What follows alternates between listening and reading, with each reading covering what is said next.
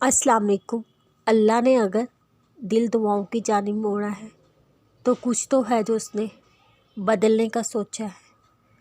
محبت کا اصل حقدار تمہارا خدا ہے جو تمہیں 70 ماؤں سے زیادہ چاہتا ہے۔ لوگ ہمیں توڑتے رہتے ہیں، اتنا توڑتے ہیں کہ ہم ٹوٹ کے ذرہ ذرہ بکھر جاتے ہیں۔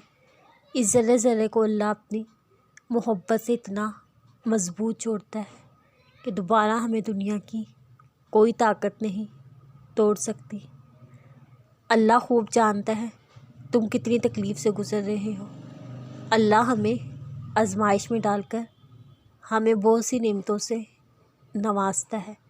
بس صبر کرو، اللہ بہت جلد تمہیں سکون عطا کرے گا۔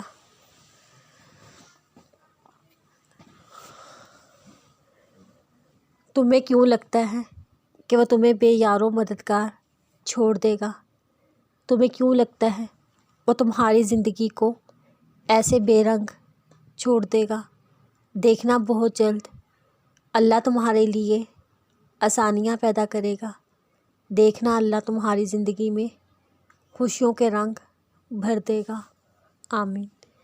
حضرت موسیٰ علیہ السلام کلیم اللہ تھے، روزانہ اپنے رب سے ہم کلام ہوتے تھے۔ ایک دن حکم ہوا کہ موسیٰ جاؤ، اپنے سے کمتر کو تلاش کر کے لے آؤ۔ موسیٰ علیہ السلام نے خدا سے ساری کائنات چھان ماری مگر اپنے کام کسی کو نہ پایا۔ شام کو خالی ہاتھ لوٹے۔ اللہ پاک نے فرمایا، اے موسیٰ، اگر آپ ایک بکری کے بچے کو ہی لے آتے تو ہم آپ کو نبوت سے محروم کر دیتے۔ کسی کو اپنے سے حقیر نہ سمجھو، کیونکہ اللہ نے ہر کسی میں کوئی نہ کوئی خوبی ضرور رکھی ہے۔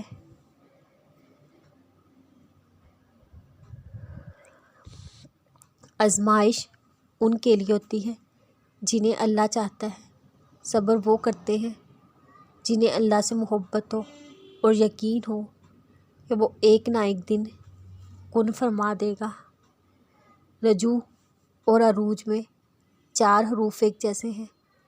بس تم اپنے رب کی طرف رجوع کرو، وہ تمہیں عروج دے گا، اور جلد ہی آپ کا رب آپ کو اتنا دے گا آپ خوش ہو جائیں گے۔ ہر کوئی زندگی میں اپنی جنگ لڑ رہا ہے۔ کوئی مجازی کو رو رہا ہے، کوئی حقیقی، کوئی دنیا میں گم ہے، کوئی جنت کی راہ تک رہا ہے، کوئی پرسکون نیند سو رہا ہے، کوئی وقت تہجد اللہ کو منا رہا ہے، کوئی صبر کر رہا ہے، کوئی آنسوؤں کو پی رہا ہے، کوئی غفلت میں گم ہے، کوئی اللہ کے روبرو مقام خاص پا رہا ہے۔ عجیب ہے یہ فلسفہ زندگانی کا۔ کوئی سب کچھ پا کر ناخوش، کوئی سب کچھ کھو کر بھی مسکرا رہا ہے۔ مانا کہ مختلف ہیں سب کے قصے، مگر منزل تو سب کی اللہ ہے۔ آزمائش